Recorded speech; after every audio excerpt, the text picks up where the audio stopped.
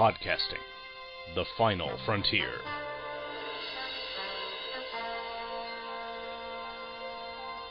This is the Hammer Podcast.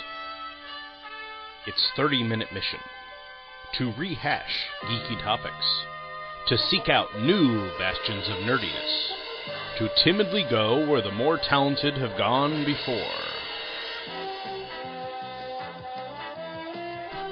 Greetings, and welcome to the Hammer Podcast, the official podcast of thehammerstrikes.com.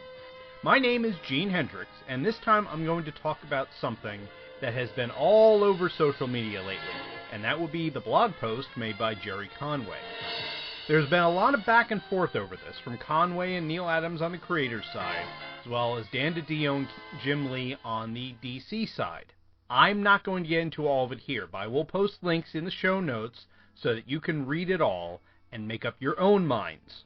What I am going to say on the subject is that if a character is created for the comics, and said character is later used in another medium, say TV, then the creator is entitled to some sort of royalty for the use of that character.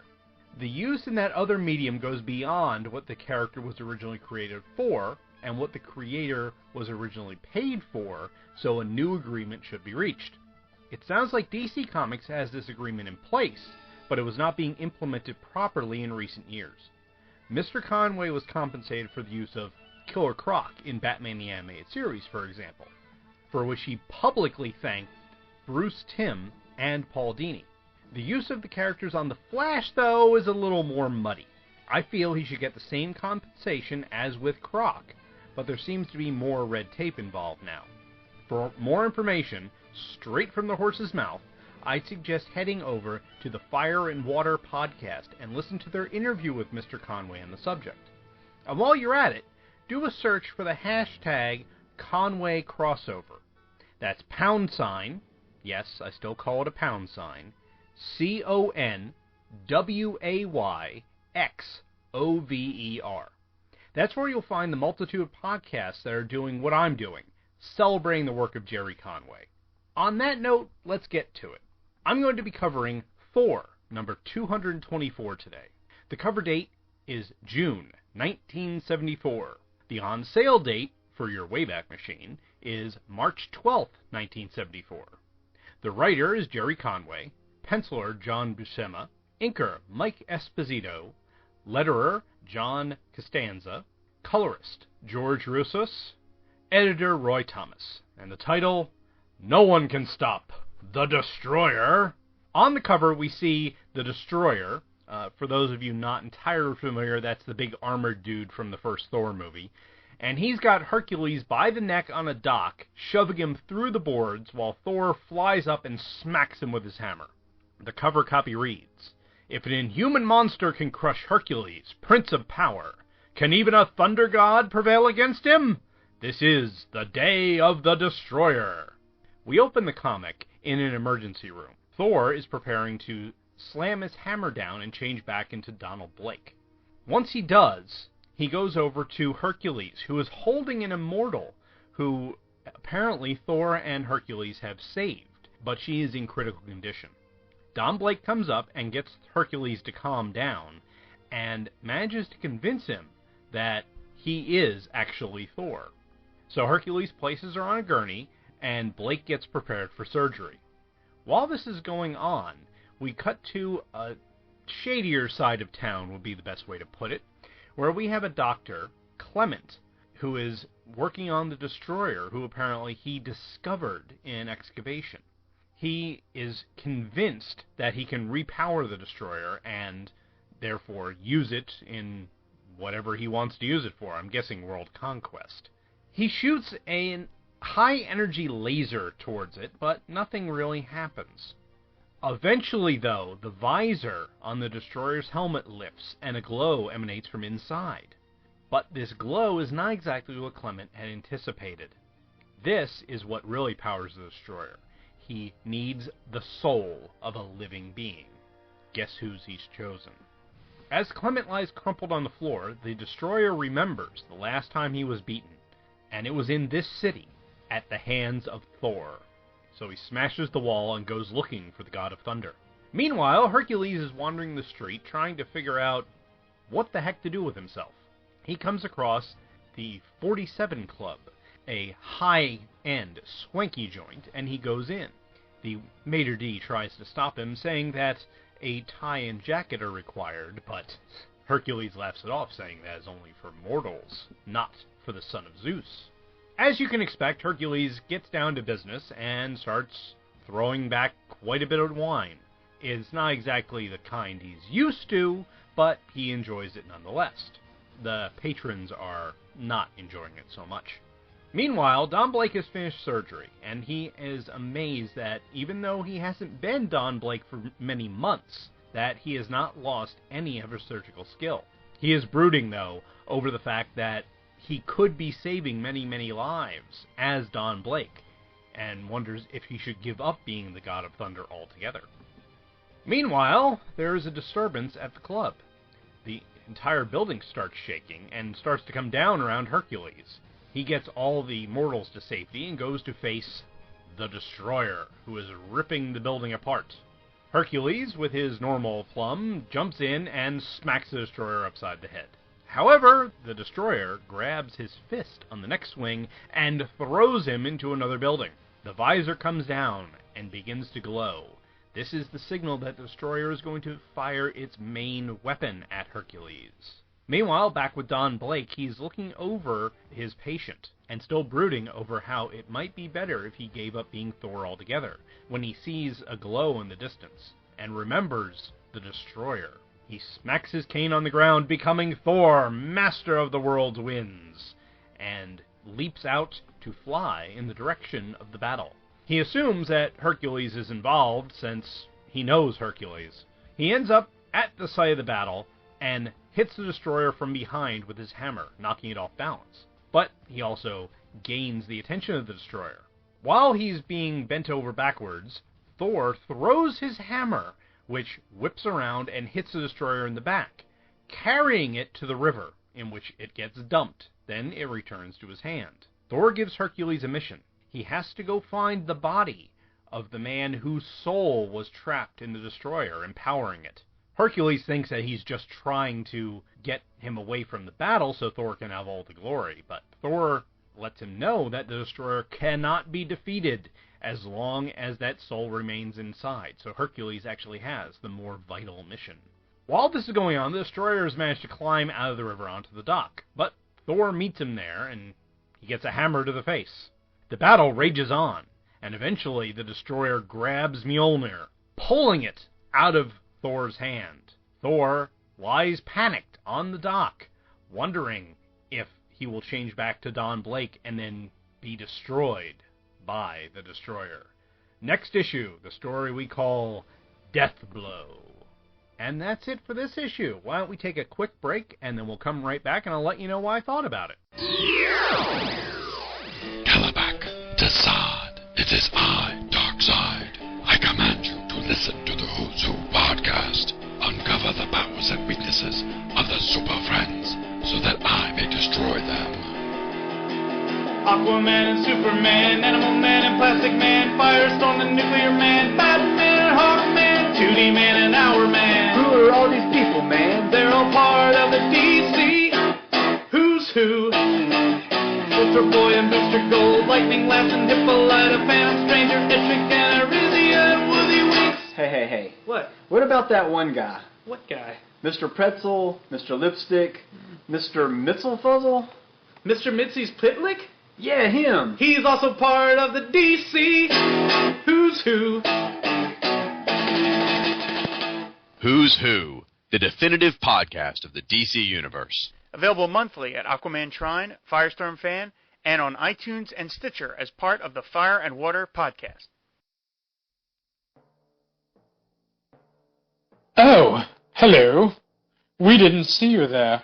Welcome to Comic Book Fight Club. My name is Jeff S. Fishman, Esquire. And I am Gene Theodore Hendricks. Here at Comic Book Fight Club, we sit fireside, sipping our brandy, and discussing who would win in a bout of fisticuffs with other members of the comic book Illuminati. Yes, you caught us at a good time, as Kevin Smith, Stan Lee, and the late Bob Kane just went on a beer and nacho run. Have you ever wondered who would be victorious in a bout? Galactus or Unicron? How about the Incredible Hulk versus the Monster Doomsday? What about G.I. Joe versus the Agents of S.H.I.E.L.D., or the equally important bout of the Snorks versus the Smurfs? And, of course, the Titanic duel between Archie and Jimmy Olsen. And you can expect the intelligent and erudite debates to sound something like this. But I always thought Transformers fans were intelligent and literate, so they should see that Galactus has to be the winner. Like, he's hungry. Oh, I'm so hungry. I'm going to get weaker, and Reed Richards is going to be able to beat me. I don't know anything about Rob other than he was defeated by Parker Brothers. Oh, back to one of Sean's points, saying he got out of the Sarlacc. You know, every time he's gotten out of that in any story, he has to get put back in it because he's a bitch. Oh my God! Oh my God! Oh, no! I tap out. You are a sick man. I'm not familiar with the last one. I might have to hit Google image search here. So won't you join us for some witty discourse, a fine snuff, and a tincture of sherry, as we debate over these all-important matters, here, only on Comic Book Fight Club. You can find the show at twotruefreaks.com and on iTunes by searching for Comic Book Fight Club. Please also join us on our Facebook page at facebook.com/comicbookfightclub.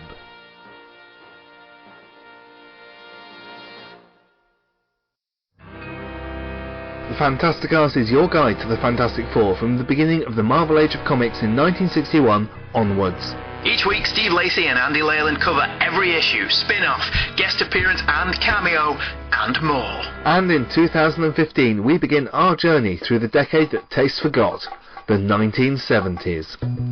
Join us as we take a look at the departure of Jack Kirby and Stan Lee, the Kree-Skrull War, the arrival of Marvel Team-Up, Bill Murray as the Human Torch, creators including Roy Thomas, George Perez, Marv Wolfman, Gerry Conway, Rich Buckler and John Byrne, and of course, Marvel 2-in-1. All this and more at ffcast.libsyn.com and on iTunes and Stitcher.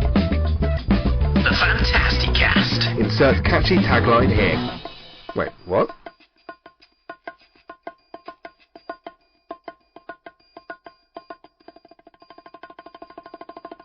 And we're back. Now, let me get this out of the way right off.